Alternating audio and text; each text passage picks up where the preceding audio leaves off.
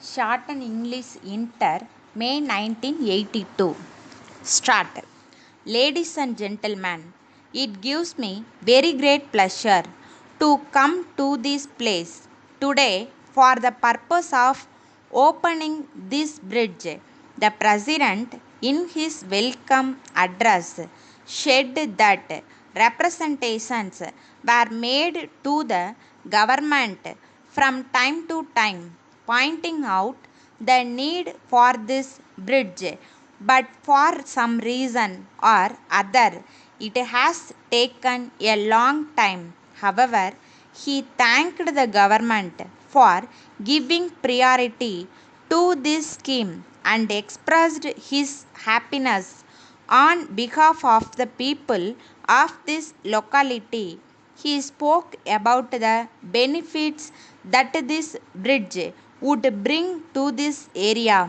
I agree with the President that this is a very important bridge and this should have been taken up for construction long ago, but I am sorry to say that on account of a number of reasons this could not be done earlier than now. Everyone is aware that only when villages are developed the country can progress. It is therefore necessary that villages should be provided with facilities such as link roads. No one will think that the money spent on laying of a road or construction of a bridge is a waste, because only when roads are formed, buses and lorries can reach the villages. When there is bus transport to a village, the boys and girls from the village can go to the nearby towns and cities to receive higher education. Similarly, lorry transport can help the farmers to take their grains and other products to the nearby markets in order to secure a fair price for them. Taking into consideration all these factors, as far as the government are concerned, they have already taken a decision to see that within a period of 10 years all villages should be connected by roads, constructing bridges and culverts wherever necessary. It is proposed to complete this task during a period of 10 years, because a large sum of money has to be spent for other items also, such as education, health, irrigation, etc. The government are therefore providing roads to a certain number of villages every year, and it is in this manner that the construction of this bridge has been possible now.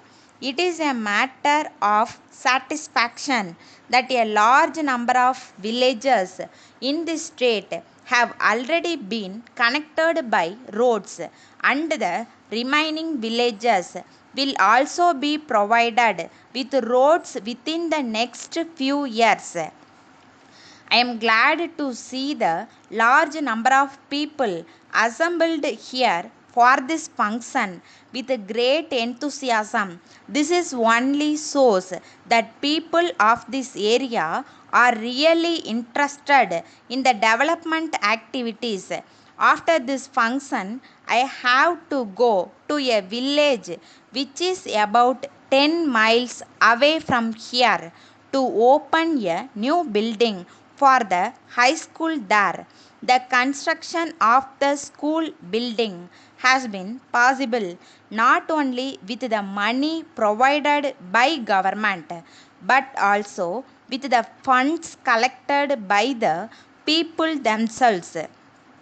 This shows that the enthusiasm and the willing cooperation of the people are necessary. Letter dated 10th December 1980 from the manager Rahim and Company, Rajaji Road, Madras, to Messrs. Delta Paper Mills Limited, Hyderabad.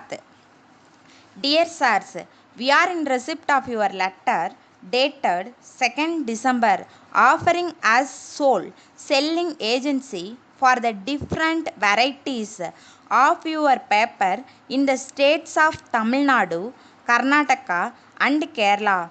We are generally agreeable to the terms and conditions in the draft agreement enclosed with your letter, but with regard to the condition in paragraph 5 asking us to give you minimum guarantee of sales every month, we regret we cannot accept it for the following reasons. You must be aware that we are in this line for more than 50 years for a number of mills in the country.